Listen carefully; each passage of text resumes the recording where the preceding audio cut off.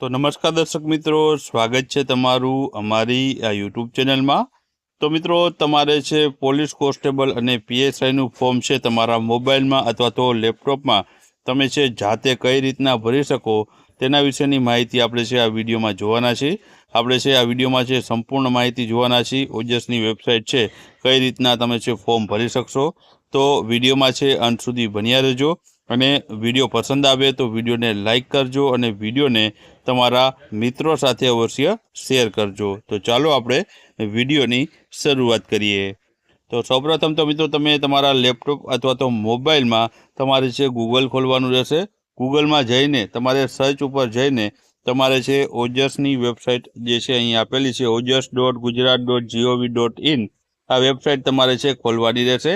આના ઉપર ક્લિક કરશો એટલે કે ઓજસની ઓફિશિયલ વેબસાઇટ તમને છે આ પ્રમાણે જોવા મળવાની છે। હવે તમારે અહીં સિલેક્ટ એડવર્ટાઇઝમેન્ટમાં તમારે છે સિલેક્ટ કરવાનું છે, જેમાં તમને 4 અલગ અલગ જે એડવર્ટાઇઝમેન્ટ આપેલી છે। તો આપણે છે ગુજરાત પોલીસમાં ફોર્મ ભરવાનું છે પીએસઆઈ અને કોન્સ્ટેબલ માટેનું। તો બીજા નંબરનું ગુજરાત પોલીસ રિક્રુટમેન્ટ બોર્ડ ઉપર ક્લિક કરવાનું રહેશે। તેના પર ક્લિક કરશો એટલે કે તમને નવી જાહેરાત જે પોલીસ વિભાગની આવી છે તે જોવા મળવાની છે।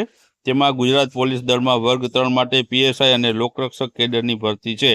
તેમાં તમને છે અહીં એપ્લાયનું ઓપ્શન આપેલું છે, ત્યાંથી તમે એપ્લાય કરી શકો છો અને ડિટેલમાં જઈને તમે છે આનું જે છે પીડીએફ છે ડાઉનલોડ કરી શકો છો, જે નોટિફિકેશન ઓફિશિયલ છે તેનું।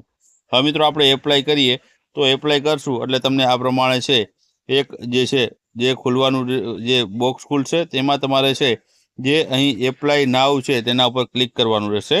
હવે એપ્લાય નાવ ઉપર ક્લિક કરશો એટલે તમને રજિસ્ટ્રેશન નંબર અને જન્મ તારીખ નાખવાનું કહેશે। અગાઉ તમે જો મિત્રો ઓજસની વેબસાઇટમાં જે છે રજિસ્ટ્રેશન કરેલું હશે તો તમે રજિસ્ટ્રેશન નંબર નાખશો અને જન્મ તારીખ નાખશો તો તમારી તમામ ડિટેલ છે આમાં આવી જશે। નહીંતર તમારે છે અહીં જે છે સ્કીપ કરી દેવાનું રહેશે અને છે તમારે છે ફોર્મ ભરવાની શરૂઆત કરવાની રહેશે। ત્યારબાદ આગળ વાત કરીએ તો તમારે કેમાં ફોર્મ ભરવું છે તો તમારે જે છે આમાંથી ટીક કરવાનું રહેશે। ખાલી પીએસઆઈમાં કરવું હોય તો પીએસઆઈમાં, લોકરક્ષકમાં કરવું હોય તો લોકરક્ષકમાં, અને બંનેમાં તમારે ફોર્મ ભરવા હોય તો બોથ ઉપર ક્લિક કરીને તમારે છે સિલેક્ટ કરવાનું રહેશે। આ સિલેક્ટ કર્યા બાદ મિત્રો છે તમારે પર્સનલ ડિટેલ માહિતી આપવાની રહેશે, જેમાં ટાઇટલમાં જે છે મિસ્ટર, મિસ અથવા તો મિસિસ અથવા તો ડૉક્ટર જે પણ તમે ધરાવતા હોય તે તમારે સિલેક્ટ કરવાનું રહેશે। સરનેમમાં તમારી જે છે અટક, ફર્સ્ટ નેમમાં તમારું નામ, ત્યારબાદ ફાધર અથવા તો હસબન્ડનું નામ લખવાનું રહેશે। ત્યારબાદ જો જે છે મધરનું નામ લખવાનું રહેશે। ત્યારબાદ જે છે તમે જે મેલ કેન્ડિડેટ હોય તો મેલ અને ફિમેલ કેન્ડિડેટ હોય તો ફિમેલ મેન્ડિકેટ જે કેન્ડિડેટ છે સિલેક્ટ કરવાનું રહેશે। જન્મ તારીખ ત્યારબાદ તમારે છે અહીં બોક્સમાં ટીક કરવાની રહેશે। મેરેડ સ્ટેટસમાં આપણે તમે મેરેડ હોય તો મેરેડ, અનમેરેડ હોય તો અનમેરેડ અને સેપરેટ હોય તો સેપરેટ સિલેક્ટ કરવાનું રહેશે। ત્યારબાદ કેટેગરીમાં જઈને તમે જે પણ કેટેગરીમાં આવતા હોય તે તમારે સિલેક્ટ કરવાનું રહેશે। જનરલ છે, ઈડબ્લ્યુએસ છે, એસસી છે, એસસીબીસી છે અને એસટી છે, જે પણ તમે આવતા હોય તે તમારે સિલેક્ટ કરવાનું રહેશે।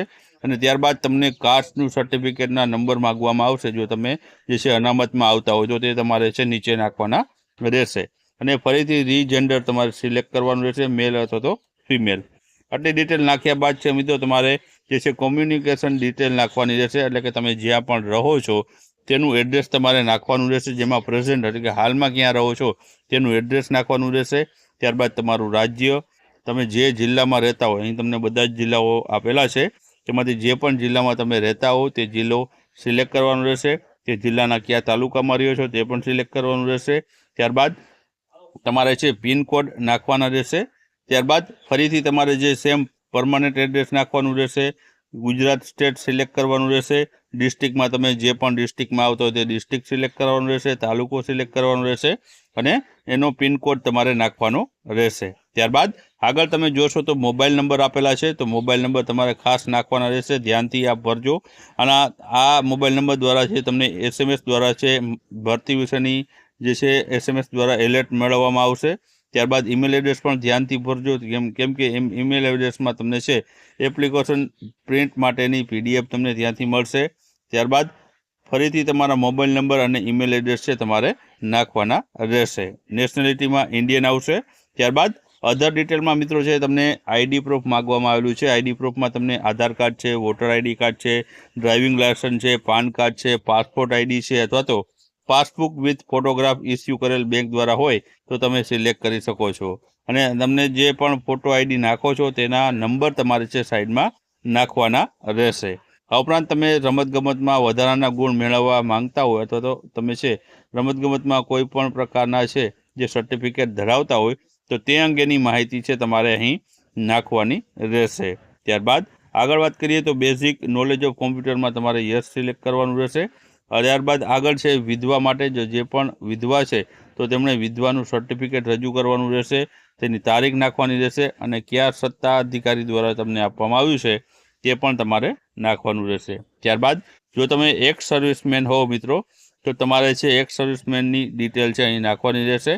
ત્યારબાદ આગળ વાત કરીએ તો હાલમાં તમે ગુજરાત રાજ્ય સરકારની કોઈ પણ જે છે સરકારી કર્મચારી તરીકે ફરજ બજાવતા હોય તો તે વિભાગનું નામ અને તમે ક્યારે તેમાં જોઈન થયા છો તેની માહિતી તમારે નાખવાની રહેશે. ત્યારબાદ લેંગ્વેજ એટલે કે ભાષાની માહિતીમાં છે તમારે બધી જ જે છે ટીક માર્ક કરી દેવાના રહેશે. તમામે તમામ છે તમારે ટીક માર્ક કરવાના રહેશે.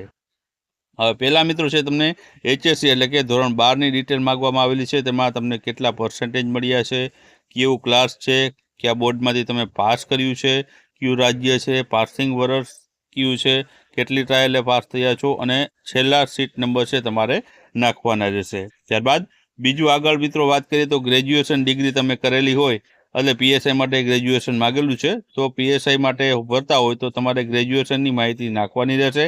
જેમાં એજ્યુકેશન ડિટેલમાં તમે છે BA, BCom, BTech અથવા તો BE, BP, એડ, BSc, BBA, BC, LLB વગેરે તમે કરેલું હોય ગમે એ તો તમારે છે તેની માહિતી નાખવાની રહેશે. જેમાં પર્સન્ટેજ પહેલાં, પછી ક્લાસ, પછી કઈ યુનિવર્સિટીમાંથી તમે છે પાસ કર્યું છે, સ્ટેટ કયું છે, પાસિંગ યર કયું છે, કેટલામી ટ્રાયલે પાસ થયા છો અને છેલ્લા સીટ નંબર તમારે નાખવાના રહેશે. અને જો તમે પોસ્ટ ગ્રેજ્યુએશન હોય તો તેની પણ માહિતી તમે છે અહીં નાખી શકો છો. તમે LLM, MCom, MA, MBA, MCA, MTech વગેરે તમે જો કરેલું હોય તો તેની પણ માહિતી તમે છે અહીં નાખી શકો છો. પર્સન્ટેજ છે, ક્લાસ છે વગેરે કે યુનિવર્સિટીમાંથી પાસ કર્યું છે, સ્ટેટ કયું છે અને પાસિંગ યર કયું છે તે તમારે ડિટેલ નાખી શકો છો. આ ઉપરાંત તમે જો NCCનું C સર્ટિફિકેટ ધરાવતા હોય તો NCCના C સર્ટિફિકેટના નંબર, કયા પ્રમાણપત્ર આપનાર સત્તાધિકારની માહિતી અને પાસિંગ યર તમારે છે નાખવાના રહેશે.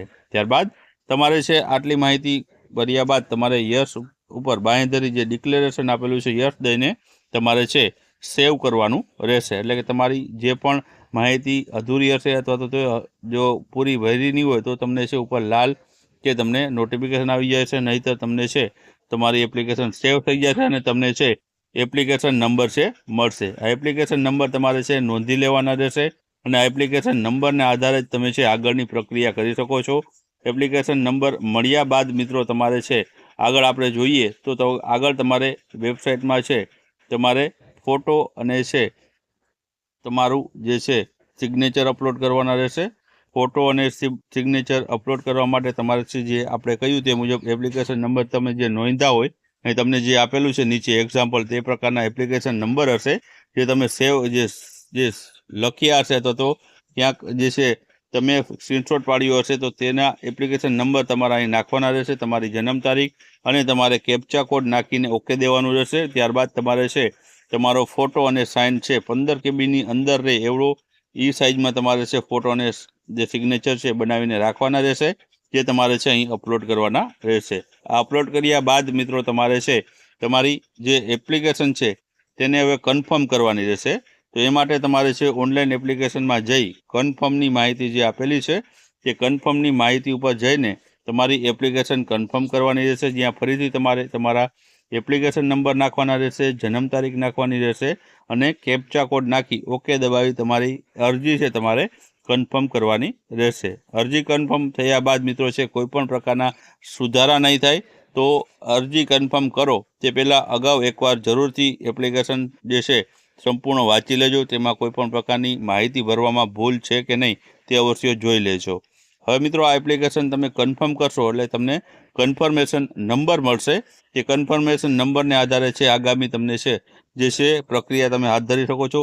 જો તમે મિત્રો બિન અનામત કેટેગરીમાં આવો છો તો તમારે જે અરજી ફી ભરવાની રહેશે, તો મિત્રો તમે જો બિન અનામત કેટેગરીમાં આવો છો અને તમારે જે ફી ભરવાની છે, તો ફી ભરવા માટે અહીં તમને ફીસ આપેલું છે તેના ઉપર જઈને ઓનલાઈન પોસ્ટ એન્ડ ચલણમાં ક્લિક કરવાનું રહેશે.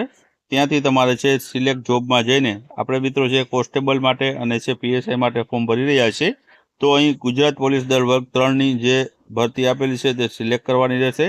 ત્યારબાદ તમને જે કન્ફર્મ એપ્લિકેશન તમે કરી છે ત્યાંના જે કન્ફર્મેશન નંબર તમને મળ્યા છે તે કન્ફર્મેશન નંબર નાખવાના રહેશે અને તમારી જન્મ તારીખ નાખવાની રહેશે. અને નીચે જે કેપ્ચા આપેલો છે કેપ્ચા નાખીને તમારે છે ઓનલાઈન પેમેન્ટ ફીસ ઉપર ક્લિક કરીને ઓનલાઈન ફી છે તમે છે તે અહીંથી ભરી શકો છો. આ ઉપરાંત તમે છે આની રિસિપ્ટ પણ ડાઉનલોડ કરી શકો છો. આ પ્રમાણે મિત્રો છે તમે ગુજરાત પોલીસની જે આ ભરતી આવી છે તેમાં ઓજસની વેબસાઇટ ઉપર છે જે ફોર્મ ભરી શકો છો.